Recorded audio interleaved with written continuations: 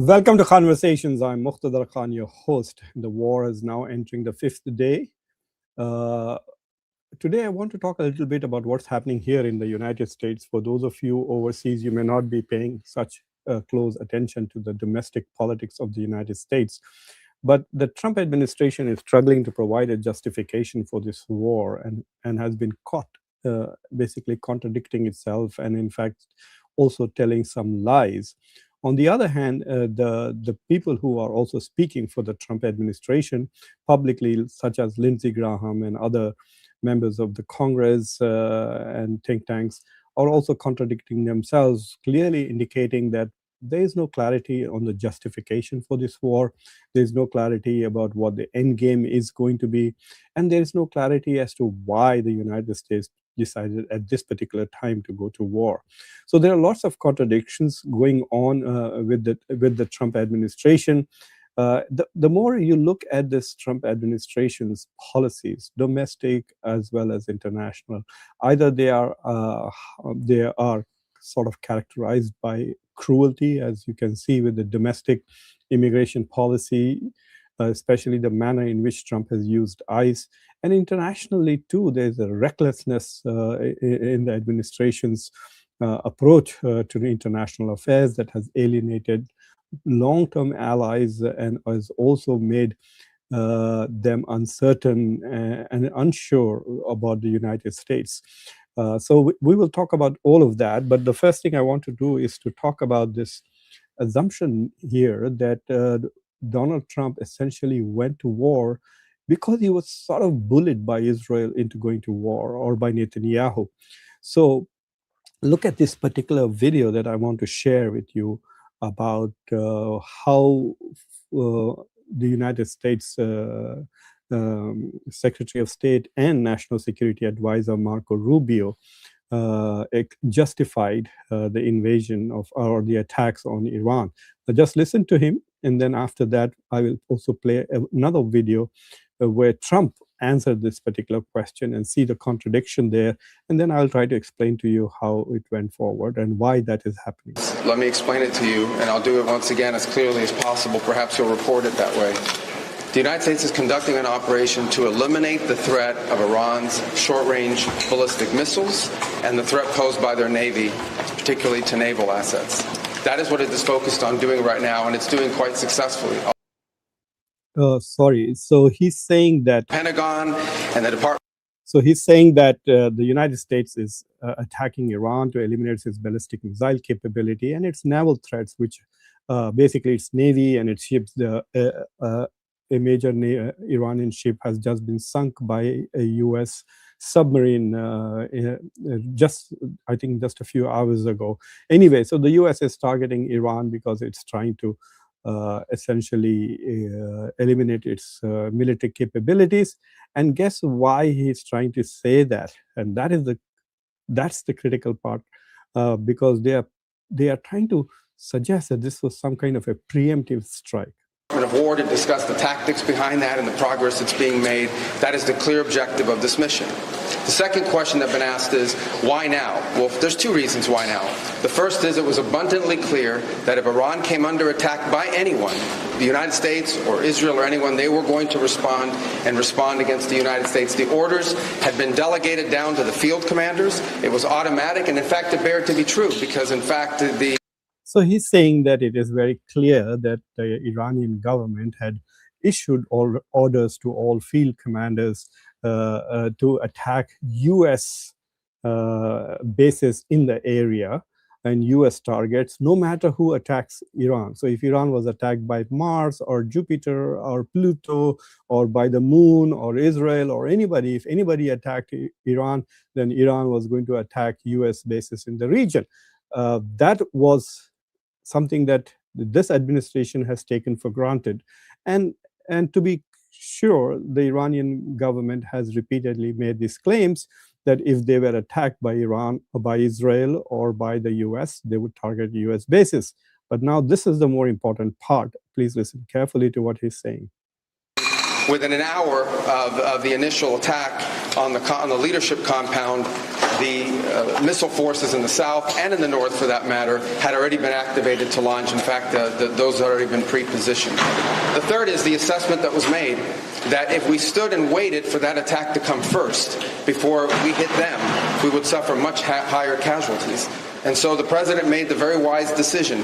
We knew that there was going to be an Israeli action. We knew that that would precipitate an attack against American forces. And we knew that if we didn't preemptively go after them before they launched those attacks, we would suffer higher casualties and perhaps even higher those killed. And then we would all. So this is what he's trying to say. He says, we knew that Israel was going to attack Iran. And we knew that if Israel attacked Iran, then Iran would attack our bases. So we attacked Iran as a preemptive strike.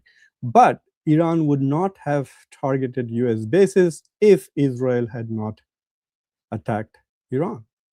And that's very clear. So basically, this war, the United States has been dragged into this war by Israeli attack on Iran. That is what he's trying to say. And this assumption that Israel would not attack Iran without getting a clearance from the United States is ridiculous. The US has scrambled to stay ahead of the game once they discovered that Israel was going to attack Iran. And for Israel, now that the nuclear, in the past, the reason why Israel was not attacking Iran was because it didn't have the necessary military equipment to take out Iran's nuclear capabilities, which were deeply buried with only B-2 bombers with those deep explosions which would go deep into the earth. Those kind of ordinances were used by the US, and only US has those weapons. And so there was no justification. And if Israel had attacked Iran alone, then it would be defending itself alone. Now the whole world, literally all the Arab countries come to Israel's defense, and all the NATO countries also come to defense. If you remember what happened in the 12-day war last year, it was the French and the Germans and the Russian, the British, the Jordanians, the Saudis, they were all defending Israel when Iran was attacking it. So now this is what Rubio says, that the reason why the United States had to attack it was because they had no choice. This choice was forced on them by the Israeli decision to attack Iran. And then guess what Donald Trump has to say when he's asked about this very thing. Lunatics. And it was my opinion. Did Israel force your hand to launch these strikes against Iran? Did Netanyahu? No. So the question that the reporter is asking is, did Israel force you to attack Iran? Did Israel force your hand? And this is what Mr. Trump has to say. Did Israel force your hand to launch these strikes against Iran? Did Netanyahu pull the United States into this war? No, I might have forced their hand. You see, we were having negotiations with these lunatics, and it was my opinion that they were going to attack first. They were going to attack. If we didn't do it, they were going to attack first. I felt strongly about that. I find this way of Donald Trump's talking. We were having negotiations with these lunatics. Which lunatics is he talking about? Negotiating with the Israelis or the Iranians about when to attack? And his lack of disrespect for everybody is astonishing. And we have great negotiators, great people, people that do this very successfully and have done it all their lives very successful. And based on the way the negotiation was going, I think they were going to attack first. And I didn't want that to happen. So if anything, I might have forced Israel's hand. But Israel was ready and we were ready. And we've had a very, very powerful impact because virtually everything they have has been knocked out now. They're missing. So this is an absolutely stupid comment. The analysis here is that Donald Trump is under pressure from some members of the MAGA itself, such as Tucker Carlson, for example, who was saying that this is a war which is Israel's first war. It is the tail which is wagging the dog. There is absolutely no U.S. interest. Even the U.S. intelligence agencies have said that there was no imminent threat to the United States, but the U.S. is still attacked. And so Donald Trump is saying something so profoundly, it's a straight up lie and so stupid, that Iran was going to attack the U.S. Why would Iran attack the Iran was negotiating with the United States, and the mediator, the ambassador of the foreign minister of Oman, actually went on US television to say very clearly that most of the conditions that the United States had demanded of Iran to halt its nuclear production and to surrender whatever enriched, it had about 400 kilos of 60% enriched uranium, to surrender that, and Iran had agreed to that. And what was going to happen was basically that it should be shared, or to go with the Atomic Energy Agency or whatever, to find a way of basically surrendering those. That was where the negotiations were. And so Donald Trump is now saying that Iran was going to attack. So who told you? Like, apparently he felt that Iran was going to attack him. I find this so bizarre and ridiculous. And there are still people in this country, about half of the population, who just listen to his rubbish and admire him for that, which is kind of stunning. Missile count is going way down. Amazingly, they're hitting countries that were, let's call them neutral, right? They lived together for...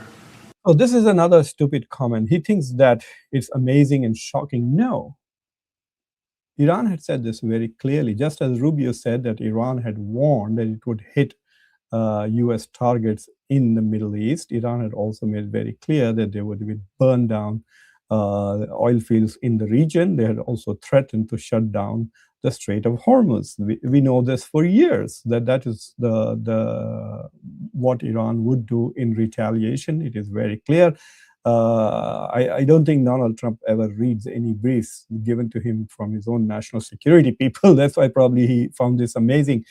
But NBS has said this very clearly, and many other countries in the Gulf, that for the last 1 month, they had been lobbying very heavily with the United States not to attack Iran and to settle this matter through negotiation. They have said this publicly on many occasions, to settle this matter, because they were afraid that they would become targets of Iran, because they all host US bases.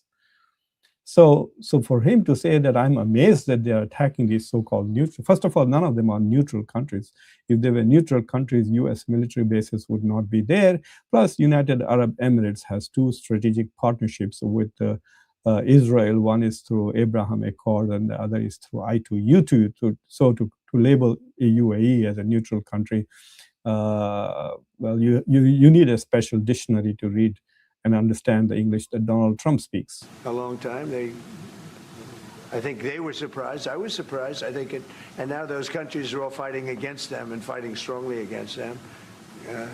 Someday they'll write a story and they'll say why they did that. But they hit countries that had nothing to do with what's going on. They were sort of leaving everything alone. All of a sudden they had missiles shot in, which shows you the level of evil that we're dealing with. They'll hit people that were actually at least somewhat friendly, and they had no problems with it. Also hitting only civilian places, hotels and apartment buildings, and we're hitting them where it is much more appropriate. We're hitting them very hard. And here's another lie from Mr. Donald Trump. He has not yet spoken directly about the 150 children who died at a women's school in his town at the southernmost strip of Iran. So his claim that we are not targeting civilians is untrue. The UNESCO and UN has already talked about how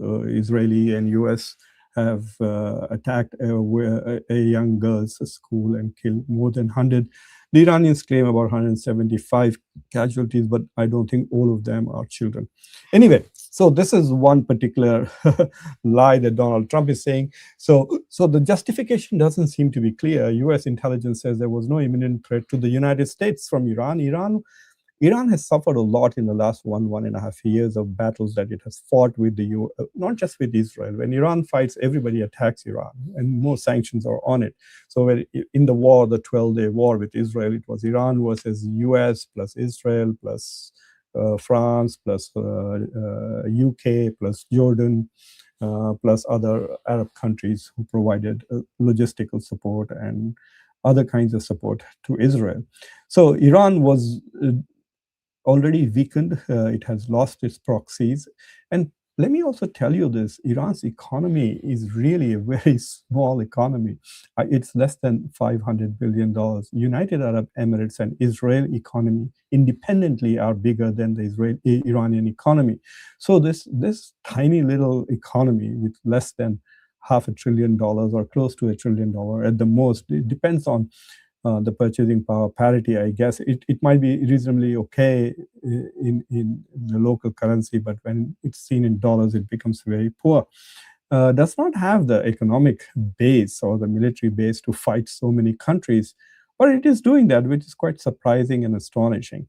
But so the Trump administration saw this change every day. We attacked it in order to ensure that they would not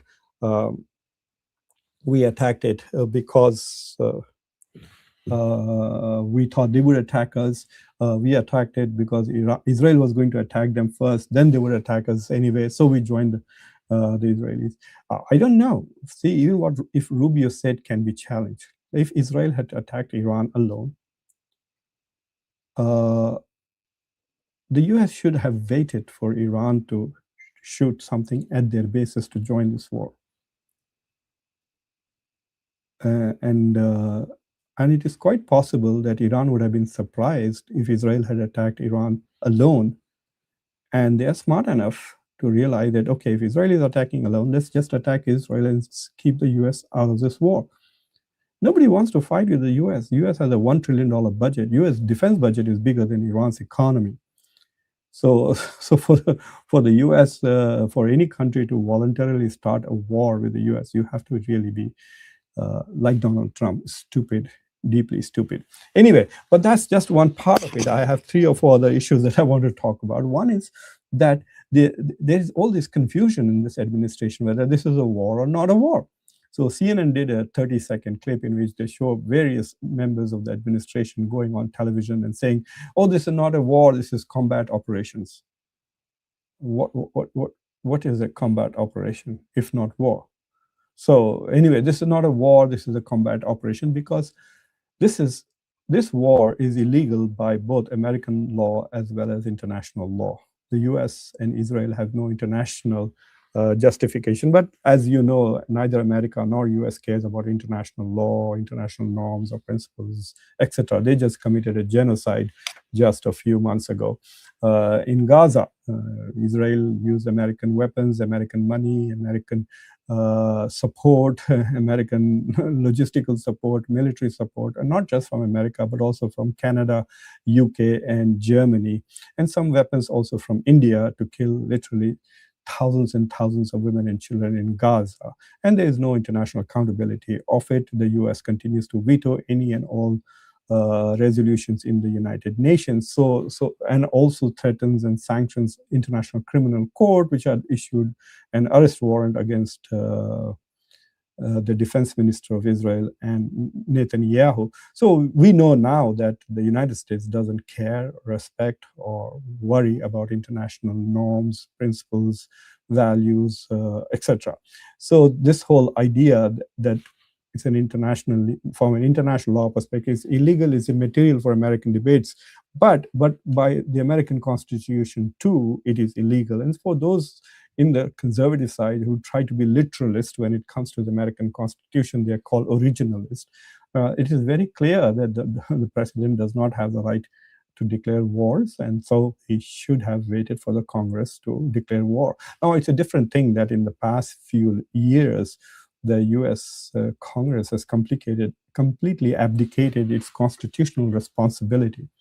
America's so-called genius of the American government is the division of powers and the checks and balances that come from the Congress passing laws, the executive executing these laws, and the judiciary essentially ensuring that this entire process is constitutional. So the government is divided and there's a balance, checks and balances. But if the Congress will not perform its constitutional responsibility to hold the president accountable, then the system has actually failed. And especially when you have Republican presidents, especially when Donald Trump, in his first term and second term, the Republican Party basically just becomes a cheerleader for the president. And so you could say that as long as Republicans control the Congress and the Senate, there is no Congress and no parliament in the United States. It's just a bunch of cheerleaders jumping up and down, shaking, waving their pom-poms every time Donald Trump says something. But nevertheless, there are people out there who are Democrats and also people who are in the media and others who are constantly asking, where is the legitimacy of this war? I mean, there's a bigger conversation especially for the Republicans and the MAGA people to ask this question, where is the America First aspect of this war? So there is no America First aspect of this war, but where is the legality of this war from? So in order to say, okay, that we are not fighting an illegal war, they're denying that it is a war.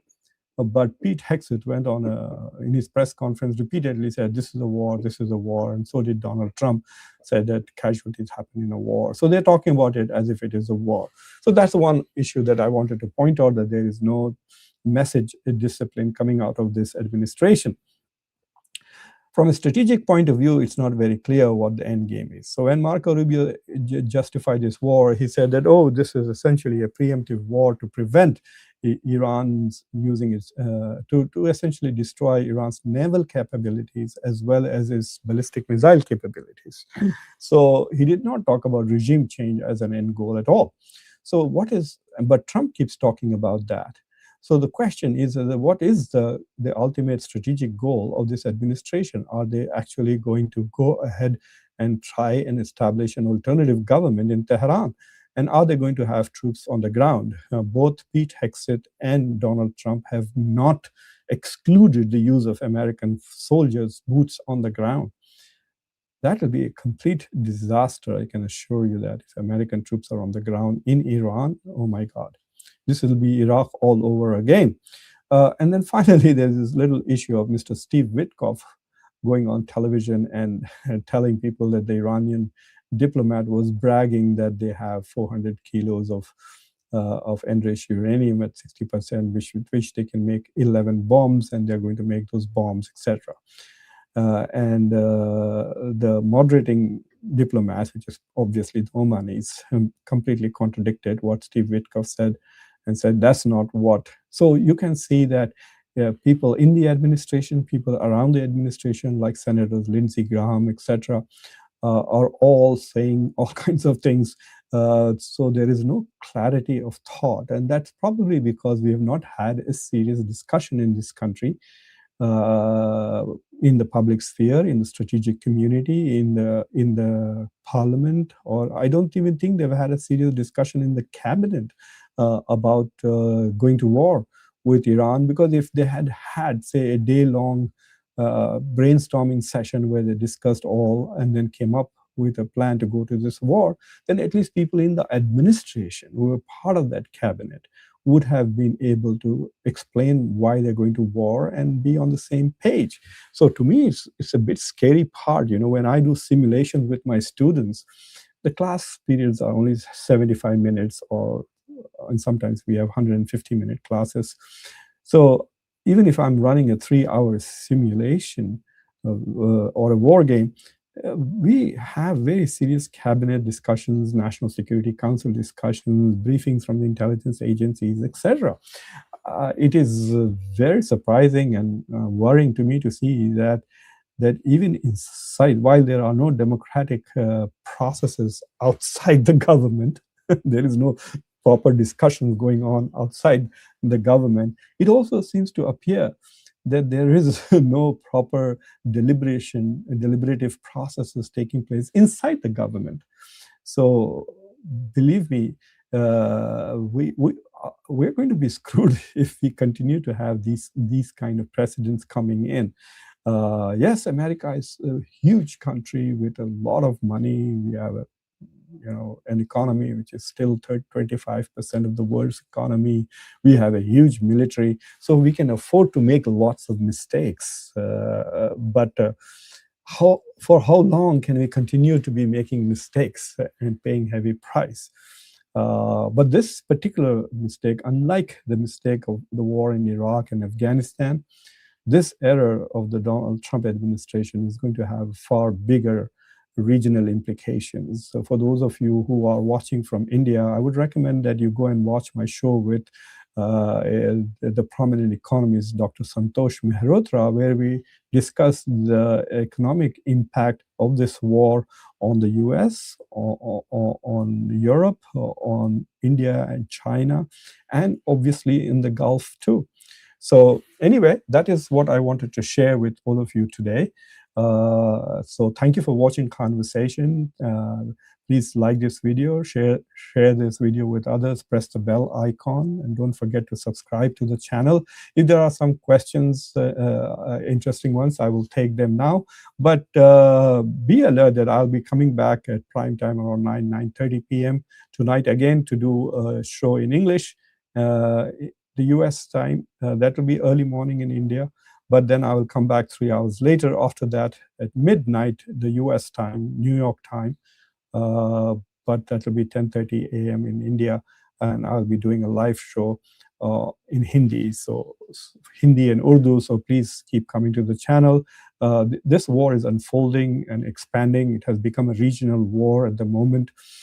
And so it's going to affect everybody. So please don't take your eyes off the ball. Anyway, let's see if there are any. Hope, thank you very much from Calcutta. I was supposed to go to Calcutta in January, but I could not. But next visit of mine, I will definitely go. Yes, Hope, I will be coming back and doing a show 10:30 tomorrow morning, live show, which is about 11 hours from now. In Hindi. But please go and see my show with Dr. Khamar Chima that was recently done. And I will be uploading another show in a few hours that I did for Satya Hindi.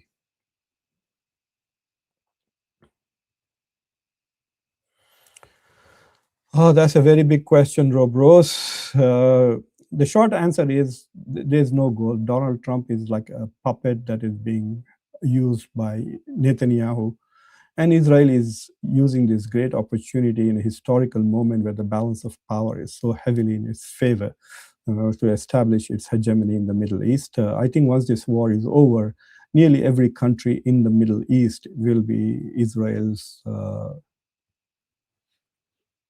what should I say, client state. I mean, they will be living under Israeli domination for quite a while.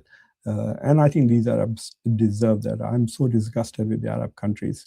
With all the natural resources they have, they are so desperate, so helpless, so please help us, please protect us. It's like a little child running around crying, when a child gets lost in a public place, runs around looking for daddy and mommy. That's how the Arab countries appear. They're running. Can America help us? Can Israel help us?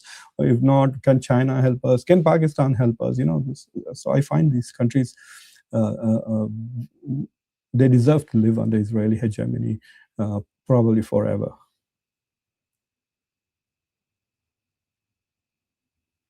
Thank you, Rehan, for your wonderful comment.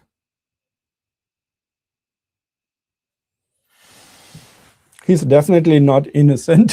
And there are lots of people who are now accusing him of being a pedophile and may have even raped young children. This is one theory going around in America, is that it is probably to shift attention and discussion away from the Epstein files that Trump has done this. Samir Bhatia, hello, how are you? Thank you for joining Conversations as a member. From your perspective, is there a broader long-term geopolitical underwear that could have led to an attack on Iran? Well, from an Israeli perspective, yes, they've had a long-term strategy to take away, because Iran is the only country which was resisting their domination in the region.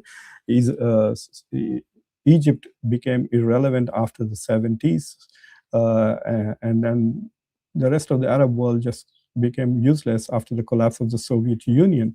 So the only resistance that Israel was getting for its expansion inside the West Bank and Gaza, and its expansion and control in the region, it annexed Golan Heights on Syria. It is now It has troops inside in Lebanon right now. Was the only resistance they were facing was from Iran, and so they were determined to ensure that Iran's capabilities were destroyed. For some time, Saddam Hussein also was opposed to Israel, and Iraq was destroyed in a similar war after 9/11. So the only threat that Israel faced was from Iran, and now that is also completely neutralized by the end of this war.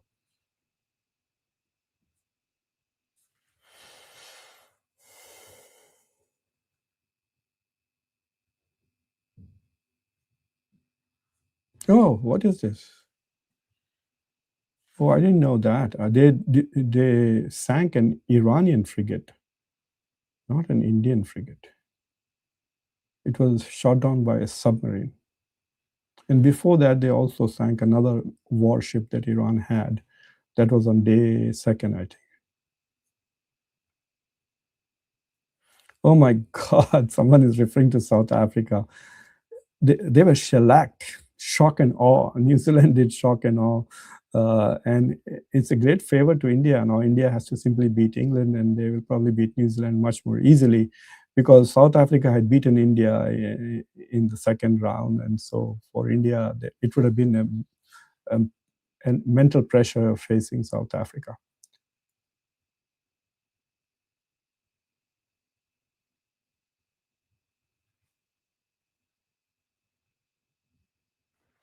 I didn't say 5.5 at all. Whenever these numbers come, I report them. I'm just not impressed with it, because India's GDP growth is not translating into GDP per capita. It doesn't matter even if India's with 140, 1.4 billion people, if the economy is less than that of Germany, which has less than 100 million people. So, like, it's not a great economy. It's like saying India has 2.8 billion thumbs. So what? The productivity of that is so low.